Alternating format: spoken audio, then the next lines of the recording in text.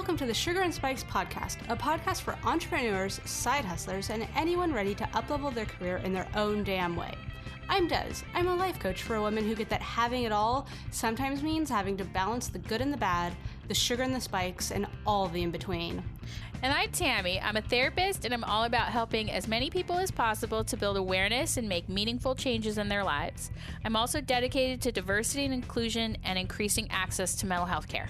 Between the two of us, we have 4 master's degrees and thousands of hours helping people develop balance, confidence, and clarity on their terms. So let's get started.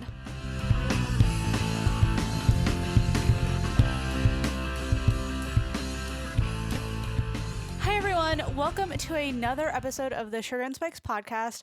Today's a super special, kind of different episode. I'm super excited and so glad to have a special guest with us. Noelle Johnson from My Interview Buddy is with us. But before that, I do want to make a side note. Tammy, our other fearless co-host, not here. But we're gonna, scheduling stuff, we're gonna make it work and we're gonna embrace all of the amazingness that Noelle has. Cause we've been connected for a bit and she's just like one of the most kick-ass ladies I've seen online in a long time. With that, Noelle, tell us who you are, what you do, all that really, really good stuff. Great. Okay. So Noelle, and I'm the owner of My Interview Buddy, and what My Interview Buddy is, it's a online platform to help women get the jobs that they want and the salaries that they want, and by doing resume reviews and getting women prepared for interviews. And then the other side of My Interview Buddy is to help companies interview better so that their companies are better by getting the right people in and keeping the right people in their businesses. Mm-hmm. And having the right people in your business is something that I think, both from a interviewee standpoint and also a company standpoint, that's something that not a lot of people think about in terms of costing both sides a ton of money. If it's not a good fit, I know as someone that's interviewed for countless jobs and everything and been on the other side of looking for interns and stuff, it's I need a job. I have a spot that I need to fill, but also that desperation that can come with it isn't great because it can create a lot more drama than really letting something go unfilled. Absolutely. It happens all the time. And I think that people forget how important the fit is when they're running a company. They just see what the person's credentials are. They seem like they're okay, they seem to represent their resume okay, but they're not looking at is that personality fit going to be good for the organization? Are they really going to, take me to the next level, or are they just going to fill in the boxes? And I kind of honed in this superpower of being able to tell right away when I'm doing an interview if this person's are they in this for the mission? Are they in this for the culture? Are they in this for the long haul? Or is this somebody who needs a job? And there's nothing wrong with needing a job, but when I'm hiring, I want somebody who really wants this job, not a job. So right. That's super important. And then on the flip side of it, when I always tell my clients when they're looking to interview for a company that it's not just any company. It's a company that makes them, they're excited about what the company is doing, and what they have to go to and do every day is something that they're passionate about. Because if it's not, you're spending way more time at work than you are anywhere else. So why not do something that you love instead of waiting until you retire? It doesn't make sense to not, love what you're doing. Yeah. One thing that you mentioned that totally caught my ear was you mentioned you have this, I forget what you said, a sixth sense or a magic power to find fit. I'm curious how you kind of discovered that and what the road was leading up to developing My Interview Buddy. Yeah, so I'll answer the superpower question first. So I noticed it when I was conducting a bunch of different interviews, especially for the job before I had the 9-to-5 that I had before I had the one now, where I was replacing somebody to replace me, essentially, because I was leaving. I was moving from DC to Nashville, and I wanted to find someone that had the right fit, because the biggest issue was I was interviewing people and I loved my job. Like I loved it and they were letting me work remotely and stuff, but I needed to plate somebody in. And I was like, this is like my work family. I want them to be the right personality fit.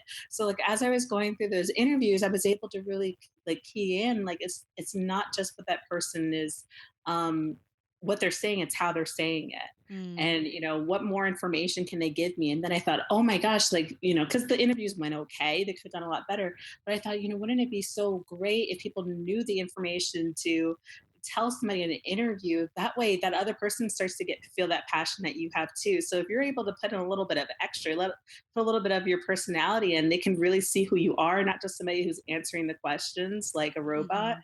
It makes such a big difference because they'll see if you're a good fit, and if not, and you're not the right fit, then that's perfectly fine too, because you don't want to be someplace where you're not going to be a right fit either. Mhm. So the road to my interview buddy, and I'll try to condense this as much as I can because it's kind of a long story. But I started off my professional career when I was about 18 years old, and I was working at a pest control company as an administrator, and it was fine. Like I was making great money. I was making like about $50,000 a year, which is great for a kid. Mhm. And I just didn't have any passion for what I was doing, but I liked the people that I was working with.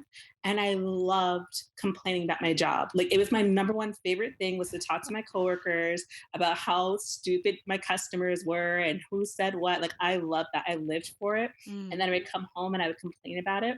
And the stress just became like this big part of my personality. So I was definitely a little bit of a Debbie Downer, but I embraced that part of myself. I was like, just the world sucks and that's the way it is. You just work until you die. Blah. Like that was me. I was that person that you like Mhm. unfollow on Facebook. And then I started feeling really sick.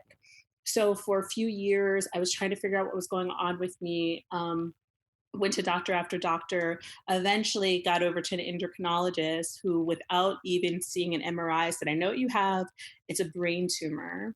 And we're going to work out, like, we're going to put you on medication to help shrink Mm. your brain tumor. Like, diagnose me with a brain tumor without seeing an MRI. Like, that doesn't even make any sense. Yeah. She gave me the medication to shrink the brain tumor, told me not to take it until we got my MRI results back. But my Mhm. symptoms were so perfect. She Yeah. just knew what it was. Wow. So the MRI proved that I did have a tumor and started taking the medication. And then my life like completely unraveled. I got very sick very quickly, which often happens after you get diagnosed with something. I had to struggle to eat. Oh, your sound is cut Oh, out. can you hear me now? Yes. Great. Okay. So essentially, like I really had to, when I started taking the medication, I started getting really sick, and I started to have a difficult time speaking and reading, Mm. and then I had vertigo all the time, and then I realized that this company that I was in, where I loved everybody, nobody really cared. Like they needed to get their job done. Mhm. And so I was given this job to essentially like call all of my old customers, all the old customers that didn't want to pay anymore, and try to get them to pay more money. It was like an Mm. insane task. And I Yeah. had to call hundreds of people, and they knew I could barely speak. Oof. And I thought, you know what? Like I need more in my life. Like, I want to be able to. I want more than just going to a place that doesn't appreciate me, going to a place that I don't appreciate. Like it just doesn't Mhm. make any sense. So I got brain surgery. Um, then I decided to dedicate my life to helping others. Mhm. And I started working for different nonprofits. And I was just trying to find my niche. Like I knew I had this entrepreneurial spirit, and I was really passionate about operations and helping women. Mhm. And as I was thinking through like all these different business ideas, my interview buddy, which has been in operation for a little while, but it's been like in the works for such a long time with me, just like there's so much more to life than this. There's so much more to life than this. And Mhm. so I started to see that I had this really great niche of being, or this really great ability to help my friends find jobs that they Mhm. really wanted and not just a job. And Yeah. I was able to get them like into these companies they thought they would never be able to get into, and helping them get ready for interviews. I'm like, this just makes sense. But when I started interviewing for that last role that I was talking about before, that's when it was so clear. I was like, oh my gosh, there's so many women that interview for jobs that they think that it's going well, and women, and I'm generalizing here, but we need like a sense of closure. So when you don't get that call back for an interview, like you just didn't get the job, you don't know why. Mhm. If you had somebody that was able to tell you like this is what you could have done better, but then also being able to know how to have those skills, like just having strong interview skills is something that you learn after like a lot of rejection, Mhm. or getting really far into your career, and it just doesn't always happen for people naturally. So I wanted women to have those skills, because men have a little bit of an edge because they kind of come into interviews with a little extra confidence. Again, I'm Mhm. generalizing here, and women don't necessarily have that. And when you don't interview well, if you get the job, it's a lot easier for you to get lowballed. Mhm. And if you do, or not get the job at all. And when women interview really well and they make great salaries, and then they're able to get into amazing positions, then they're able to, we're getting more diversity and like in this C level, and that makes such a huge difference in the way that companies operate. We're not doing the same thing over and over again, and we don't have this problem of people just hating corporate America. And I think the diversity at the top is one of the biggest issues with why people just, especially millennials, are so unattracted to corporate America, is Mhm. because from the top down, it's just like not there on everything that they can do. Mhm. That was a really long-winded answer, but I No, that hope was so great. And I was going to make a comment. I was like, guys, if you didn't catch it, Noelle knows exactly what she's doing, but she answered both of my questions, which so many people just like hear like one general question, then it's like, but she totally picked out both of them. So, my like one semester of journalism training showing up. bam. One thing that like I'm looking at my notes for the podcast listeners. I'm looking at my notes right now, and one thing that I wasn't planning on talking about, but I really do want to talk about is salary. Yes. Because I think for females it's so important to have an open discussion around salary. You Hmm. mentioned the fact that females are more likely to get lowballed. Um like I said, I don't have it in my notes, but I do want to spend some time focusing on that because I feel like I'm coming out of a situation, out of a corporate startup type situation Hmm. where I got painfully lowballed. And actually, because I'm out of there, I'm like fine talking about numbers. Like, I don't care at this point. Um, but like painfully lowballed, and I went through this moment of how am I going to recover, because when I took that job I knew I wasn't making what I should have been making. Like I knew that from the get-go, and I took the job because of what every millennial wants, the culture, right? Yeah. The culture and the freedom. And yeah, I'm not making nearly enough money for my education and expertise, but I can work from home and I can do these other things, and I get to have my hand in a lot of different things. So I guess in my total tradition, a couple questions. How do you navigate culture versus pay? And how do you come out from a lowball situation? My experience was unique in that the next job that came up happened without them talking with my former employer. So I was able to just like kind of step up and own my own shit. But that took a little bit of initiative and understanding. So if people don't have that, um, like, yeah, because one thing is, and you talked about this on a live, is what you accept from one of like your earlier jobs can drastically affect your pay trajectory, which Absolutely. is like it's a fact that's out there. And you know, so yeah, sorry for all of the information. No, no, And no, that's okay.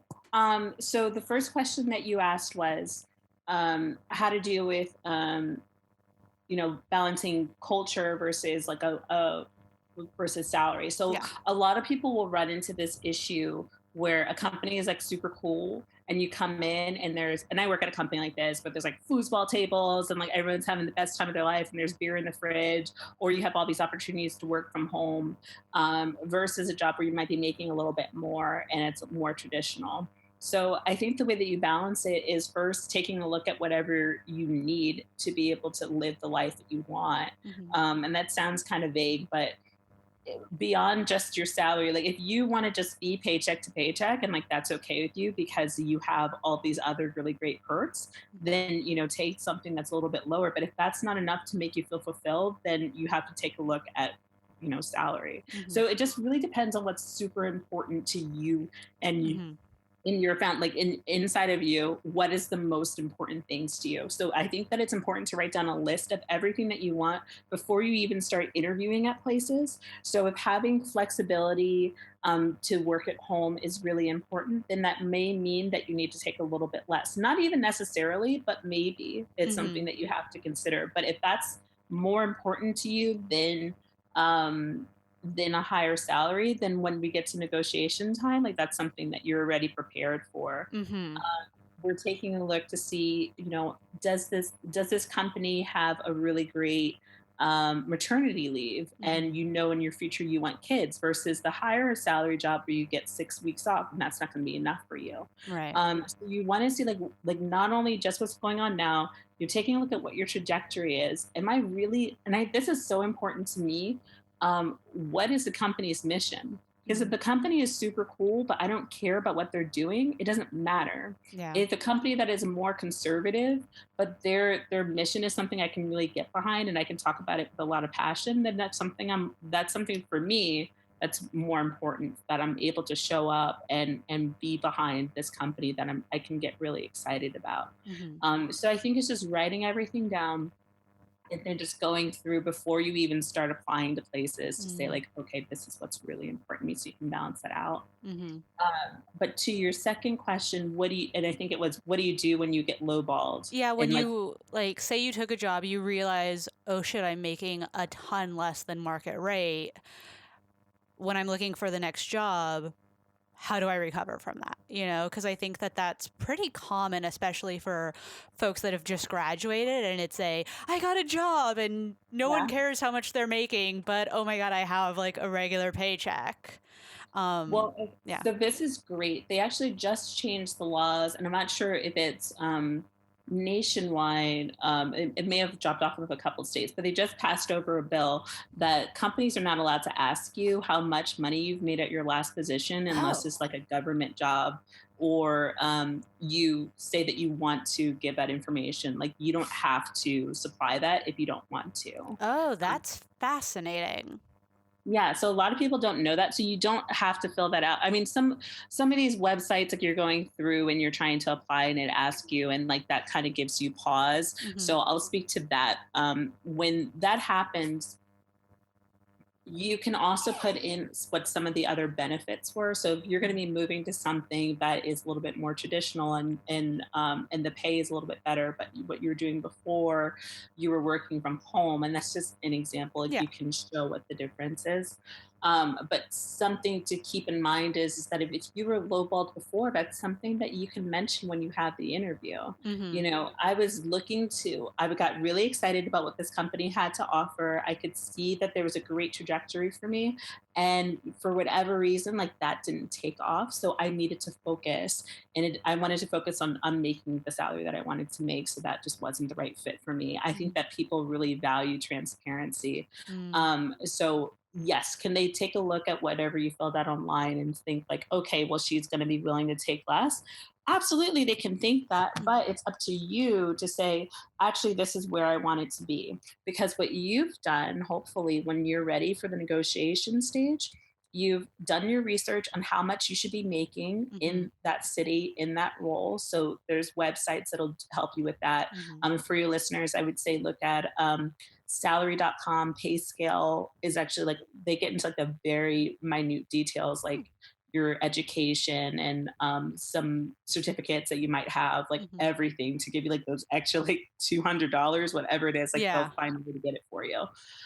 So you're taking a look at the city and the position and how long you've been working there, and that's going to help you get an idea of where your salary range should be.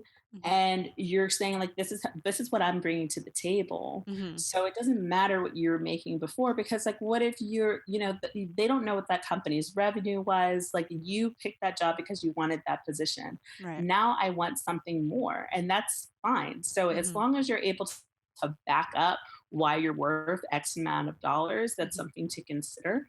And then also you want to take a look at whatever benefits they have, because if you want it to be a little bit, you want it to be like a lot higher, but they have like amazing benefits and they're like pushing back on you. And I'm already talking about negotiation, but if they're pushing back on you and you gave them a higher price, Mhm. or their benefits are amazing, and maybe we're thinking like, okay, well, does that benefit equal, what I'm getting? Mhm. Does it all even out? And if it doesn't, then I would ask for more benefits. Yeah. Could I get an extra 4 days off a Mhm. year? Could I, work from home 1 day a week or 1 day every other week, like whatever makes sense for you and your role. Like, so Mhm. you may be able to push something that doesn't actually cost the company any money Okay. and get something in return. That was actually going to be my other question is I've heard it said that like you can negotiate benefits a bit easier because it's more cost effective, I guess, for the company. Like they're more open to that. And I didn't know if there was truth in that. Oh yeah, there absolutely is. I mean, there's this great movement going on for lots of companies that don't care um, how much vacation time that you get, because Mm-hmm. it's a really great study, and they found that people who work at companies where there's unlimited PTO end up taking less time off than people who get 20 days off per year. Mm-hmm. I don't know why, but they just do. So it wasn't, and then when they take the people who would really take advantage of that versus the people that were only taking a couple, it just kind of evened out. But Yeah. the excitement that people had about working at a place where there was unlimited PTO, like that was kind of priceless. Mm-hmm. So, I mean, of course, it depends on what your position is. I know that some places you just can't really move around on their benefits. Like I know for nurses, especially, like that's something that's hard to negotiate. Yeah. Almost like there's little room for them to do like almost everything. Like you can get a little bit more, and it doesn't really cost the company a whole ton. Mm-hmm. So so it could also be, that you like, let's say you're a project coordinator and it's your dream to be a project manager. Would you be willing to pay for my certification? Mm. Would you be willing to let me have some time off to study for my certification? Like it's like stuff like that where you just have to play around a little bit. Mm-hmm. I've helped people who were looking to move to companies that don't have healthcare, and they say, well, would you be willing to give me like a $500 a month stipend Mm-hmm. to pay for a night? So it does, take a little bit out from them, but it wouldn't be as much as like asking for like an extra $20,000 when they can see where it's going to go to and it's Mm-hmm. going to help their bottom line. Hey guys, Des here. I'm just popping in with a quick message for all of you entrepreneurs and side hustlers out there. Are you ready to grow your business so you have real influence so that when you speak, people don't just listen, they actually do something? Do you want to be able to share your message, product, or service in a way that feels truly authentic to you so you can stand out from the crowd? Are you ready to finally be a true leader in your industry? If so, then it's time you signed up for the free Legendary Leadership Challenge. In just 5 days, you will be able to define your leadership style, develop a whole new way to view all the things on your to-do list so you're not overwhelmed, create consistent standout content, increase your community engagement and connections, like real, actual connections, and redefine self-care so you can keep doing all the things you're made to do. If you're ready to rise up as the legendary leader you know you are, then head on over to DesireeW.com and click on the Legendary Leadership Challenge and sign up today. And when you sign up for the challenge, you also get 5 free days to all of the content in the Legendary Leadership Society. Guys, it's nuts. So, if you're ready to learn how to lead your way, take the Legendary Leadership Challenge today. It's really great information. And the other question I had on salary, what is your perspective? Because I know there's a new trend on open awareness around what people make. Um, Mhm. how do you feel about that? How do you think it affects like the work environment, morale, all that good stuff? So I feel like it's so it's kind of funny because when a company just opens that up, it does open them up for a lot of people being upset and for like it can be like a little bit of an HR nightmare when people realize that, especially women, that they're being underpaid for a man that's making the same amount, Hmm. or a woman of color is making less than the person that's not a woman of color. Like it just gets a little bit like yikes, but then it gives the company an opportunity to make it right. Yeah. They may have a stressful couple of months, but they have an opportunity to make it right without getting into too much trouble.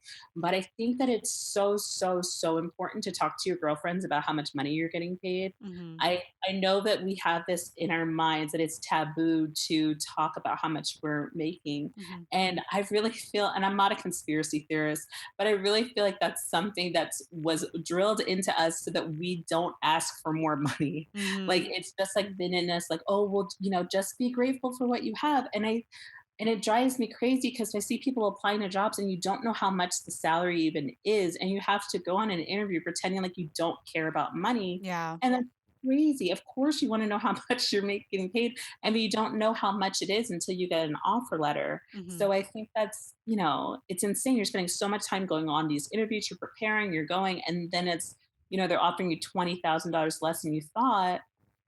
What am I supposed to do with it? So I think that transparency on salary is really important. It helps people realize like where they want to be and Hmm. how to get there. And I think that talking to your friends about it, like when I talk to my girlfriends and they say, you know, and I know this is kind of where my interest is, but when I hear what they're making less than what I think that they should be making, I can say, whoa, wait a minute. Hmm. How are you balancing all that? Okay, well, what can we do to make your life a little bit easier? Because I didn't realize that we live in the same city and you're making this much money. You're going to need some help. Like, how can I help you? Or somebody's making amazing money Hmm. and you may go, oh, wait, how did you get to that spot? Like, it just like, it's just Hmm. really good to be transparent so we can have these conversations about money because it doesn't need to be uncomfortable. It's energy. It's something that we have to talk about.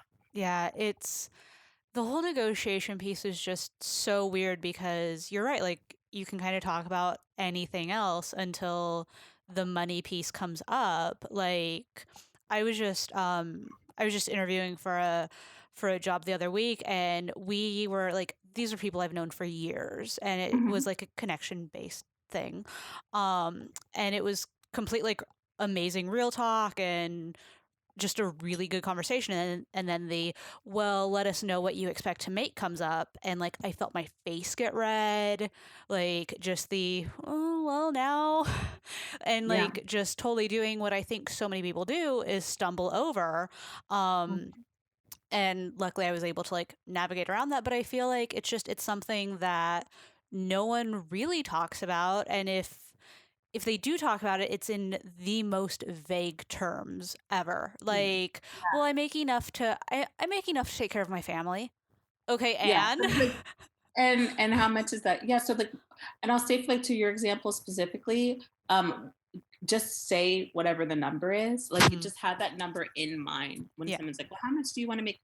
Like, don't be caught off guard with it because yeah. they should be asking you, and it's, like, a blessing when they finally just, like, let that out, during, like, the 1st or 2nd interview, and you don't have to find out when you get an offer letter. So have that number in mind, Mhm. and then, but you can give a range Yeah. instead of like giving like an absolute number. And then you can say, and I'm willing to negotiate with that. And it doesn't mean that you're saying that you're going to want to go down, but it might mean that you want some extra benefits and they can't meet it. So just Mhm. have like a range in mind. Yeah, definitely. Yeah. So I love talking about money. Me too.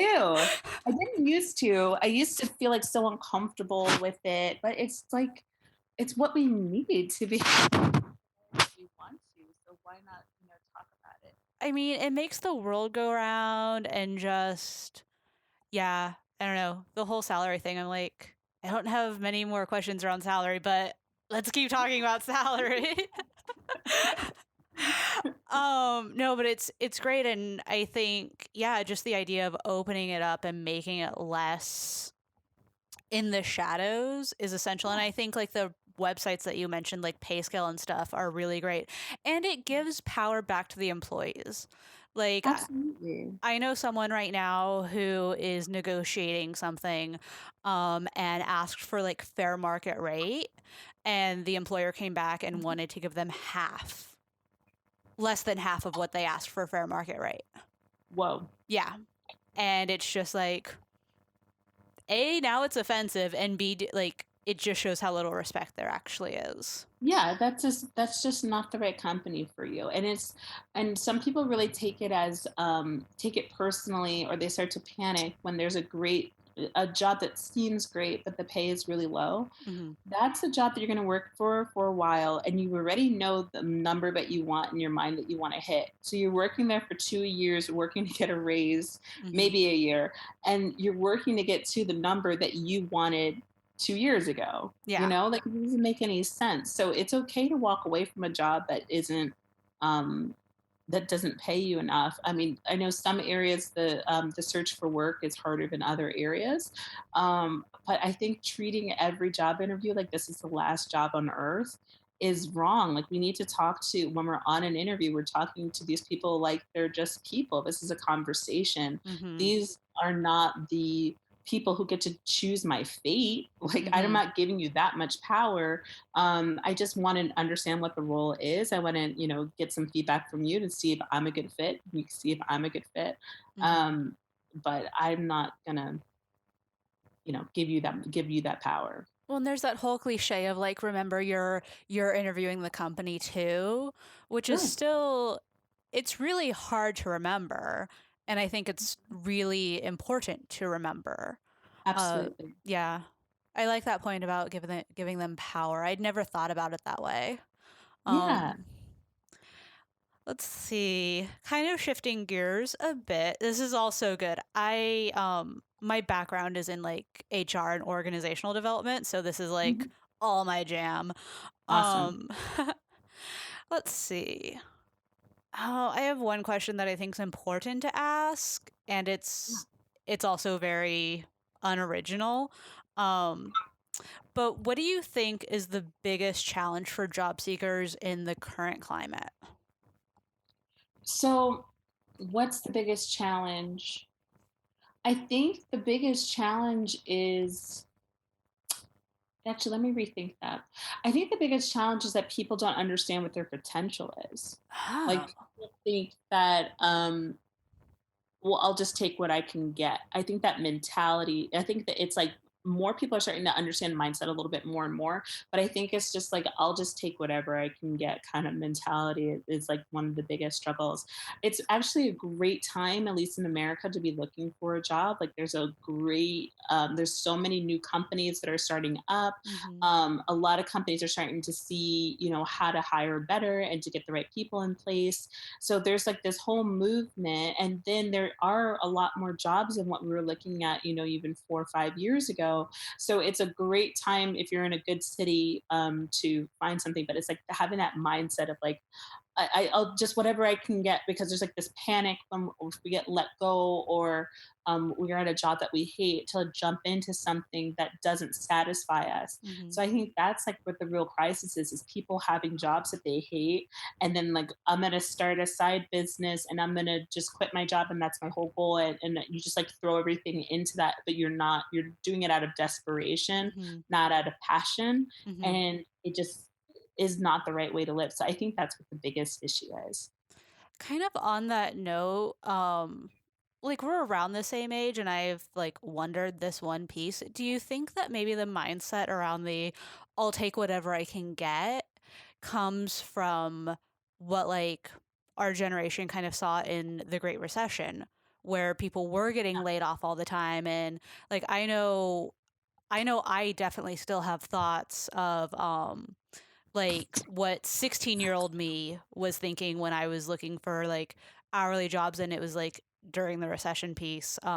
It's like you show up, you do whatever they ask you, you take what you can Yeah. get, and that's it.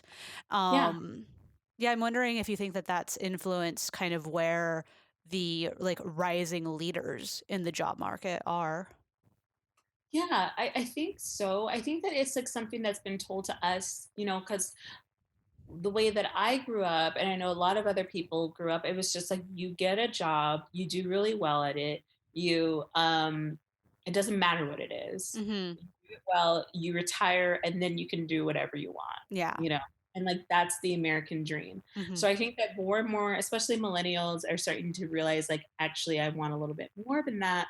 And so, but the problem is that a lot of them think, well, then that means that I have to either start my own company Mm-hmm. or find this like unicorn company that has everything that I need. And like that doesn't exist. So I'm Yeah. just going to take whatever I can get. Mm-hmm. So that's just like not reality. There are really great companies that are out there and companies are changing. And that's why my company works on both ends of it because these companies have the insight that things need to be better and that millennials are looking for more, but they don't know how to get there. And a lot of it has to do with hiring. Mm-hmm. So I think that it's just like, it's like, it's definitely pretty complex, but I think it's just generationally being told that you just work really hard. And I'll also throw in when we're told as like a younger working generation that like we're so entitled and we're kind of bad mouth as you know not accepting whatever we want and always wanting to have more.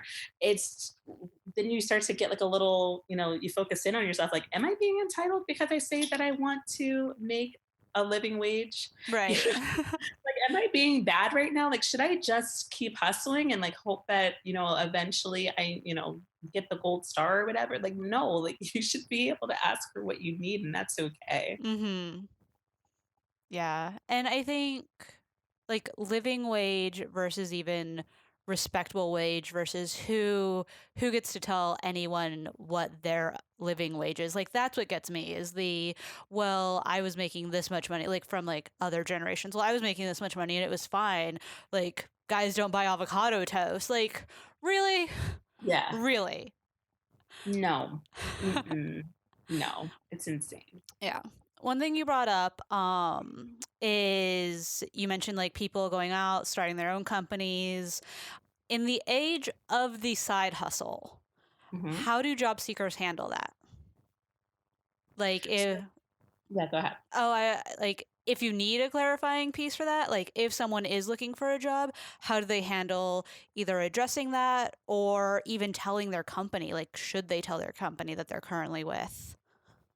That's a great question. So I think it depends on what you do. But I think that a lot of companies will see that you are, um, they'll see the skills that you have with the company. Hmm. Of course, the biggest fear that somebody has when they see that you are working at another company is that eventually you're looking to leave that company. Hmm. So I think it really depends on what your intentions are. If your intention is to like work at this job for a year and then leave, and it kind of shows that on your resume, please stop. Then that's where the difference is going to be. So you Hmm. need to like be mindful of how you're describing this new job. Like if you're talking about what you do for your 9 to 5 and you're kind of like blase about it, but then you start talking about your company and you light up, I mean, Mm, they're going to think like, okay, well, that's really what they want to be doing. yeah. So you have to be smart when you're doing an interview. But I think that so many people now have a side hustle. It's kind of expected. I think that they can see that you're hardworking. They can see what skills you have that are applicable to what you do. Hmm. My company that I work in now, and I've actually kind of always had a side hustle. Well, for this job, I've been doing my interview buddy, and they'll use my interview buddy. So they'll say, my boss will say, like, oh my gosh, that interview didn't go so great. Could you reach out to her and give her some tips so the next time that she goes on an interview, she can do, a little bit better? Or Mm, can you help me like figure out how to, like find the right person for this job? Because even though I'm not in HR, like you actually kind of have this skill set. And I saw that you were on Cameron Diaz's website. Like they can champion me because they know that I deliver because they're okay with me having a side hustle. For this, I had a nonprofit that was focused on kindness. And even though, I didn't do a ton of work in it, a lot of companies are really interested in me for having that side hustle because they're like, oh, so her interest is kindness. Like who starts a kindness company? She's probably nice. Like she's probably not awful if that's like one of like, her biggest drivers. But then also she set up a website. mhm, Okay, so maybe she knows social media and this is a small company and somebody that can, wear multiple hats is somebody mhm. that would be good for me. So just be mindful of how you explain it. But I think that it's definitely seen as an asset as long as it's, it's done well. You shouldn't have a ton of stuff written for your side hustle and like very little for your 9 to 5 because it's just gonna show. Yeah. I think that's really, really insightful and super beneficial. um, let's see. One last question, and this is because I saw your recent live about it, and there's a lot of good information, and I think that the listeners would like just a little taste. Going through the interview process, trying to find a job, all that stuff can be really overwhelming, and maybe you feel like you're not necessarily getting where you want to go. You keep hearing no. What would you say to someone who just feels like they're not hitting the goals, they're not getting to where they want to be, and just feels like they're spinning their wheels? Oh, sure. So that happens to the best of us. And I think that the first thing when things don't seem like you're not getting what you want, I think it's important to give yourself a minute to be upset. It's Mm-hmm. okay for you to just really dwell on like I didn't get that interview or I didn't get the job or whatever it is. It's okay to dwell on it, but I say don't give yourself more than 24 hours. Mm-hmm. If it's something like that, if it's something deeper, then that's something else. But if it's that issue, give yourself a day. Mm-hmm. Then forgive yourself because if you're somebody who's kicking yourself because things didn't go the way that they wanted to, you have to be able to let that go. So forgive yourself if you feel like I just didn't hit that interview the way I wanted to, or I Mm-hmm. never heard back from that job. They must hate me. Let that go. Mm-hmm. I think from there is you start to take a look at okay, so what went wrong and what could I do better? If you applied to a job and you got a rejection letter, it's okay to reach out and say like, what do you think I could have done a little bit Mm-hmm. better? I actually asked that at the end of interviews, and I know it's like a some people don't love that when they're asked that in an interview, but I think that being able to ask like, what could I have done to really win you over because I really love your company and I want to work at a company just like it's like, can you give me the tools that I need or Mm-hmm. tell me what I could have done a little bit sharper so that I can apply that to the next position. I love Um, that. so I think that that's helpful. And then just make an action plan. Mm-hmm. So, okay, well, I learned, what went wrong. I forgave myself. I gave myself a day to be upset. So now I'm going to go and look for jobs maybe a little bit more intentionally. Mm-hmm. Maybe instead of applying to 35 jobs, take the time to edit my resume for every job that I apply to that I really, really like. And I edit my resume to be like, fit that job description perfectly. And it's going to Mm-hmm. take me more time. I apply to one job today instead of just like blanketly applying to jobs all day Mm-hmm. long and not getting anything back. Like if your method isn't working, and we know that's the definition of insanity, trying the same thing Mm-hmm. over and over again. So it's important to just like, let me take an intentional action Mm-hmm. to be able to get me what I want. And if that doesn't work, then I need to tweak something else. And it's not personal. It's just like, okay, well, what do I need to do to make this a little bit easier? So I think that's what really helps because when you feel like you're actually making some action, you can't sit around and kick yourself all day when you're like, well, you know what? I've already moved on. I'm already doing something new and I'm already Mm-hmm. like hustling to get to this next level or try to get into this other job. And it's okay to have your feelings hurt. But one thing I'll add is when you get rejected from a job, a lot of the time, I would say 98% of the time, it's not personal. Mm-hmm. And you could have given an amazing interview and you look like that guy's ex-wife. Like you don't know Yeah. what's going on in his mind. You don't know, like it could be just like a fit thing and that wasn't the right fit for you either. And you wouldn't have even known it. But everybody there might be maybe you're an introvert and everybody that works there is a huge extrovert and they just can't imagine that you would be the right fit. Like they Mm-hmm. thought maybe you were too quiet or whatever it is. And then you might have been uncomfortable working there. So Mm-hmm. there's so many different reasons why you could have been rejected. And I one thing I focus on is trying to figure out like the strategy of what you could have done a little bit better through mock interviews. But Mm-hmm. if you don't have that, it's just it could be anything. So there's no reason to be like so angry at yourself when it could be a ton of different reasons. Mm-hmm. That's fantastic. Thank you. Absolutely. So much good information. Guys, if you're not connected, following her on socials, do it. Noel, where can folks find you? Social, website, all that fun stuff. Yeah, so you can find me at myinterviewbuddy.com. On Facebook, I have a Facebook group that's called Woman Up Career Chat, and it's for business owners and for professionals. And then you can find me on Instagram at My Interview Buddy, and there I have a tip of the week that I do for resumes and interviewing and for hiring. So I think that that's, you get like a little tidbit for free on Instagram, and I think it's super helpful. Yeah, and I will say her Facebook group is so legit. Thank you. I just recently jumped in maybe a couple weeks ago, and it's quickly becoming one of my favorite groups. So thank you for making such a great community. Oh, thank you so much. I appreciate that. It means a lot. All right, everyone. Thank you so much for tuning in this week, and we'll talk to you later. Okay, bye-bye. Well, that wraps up another episode of the Sugar and Spikes podcast. If you guys like what we're doing, please subscribe, leave a rating, share it with your friends. It would mean the world to us. If you're not a huge fan of what we're doing, maybe share it with someone you think may like it. If you want to keep up to date on all of the Sugar and Spikes shenanigans, get the behind-the-scenes tour of life and business as a millennial female entrepreneur, then follow me across all the social medias. I'm Des W, Ms. MBA. DEZWMSMBA across all the platforms, your Facebooks, your Twitters, your Instagrams. I'm there, same name. And don't forget, if you're ready to rise up as a legendary leader, you know you are, then head on over to DesireeW.com and sign up for the free 5-day Legendary Leadership Challenge. Also, I want to thank Forget the Whale for use of their song Move Along as our theme music. And guys, remember to stay unavailable for fuckery.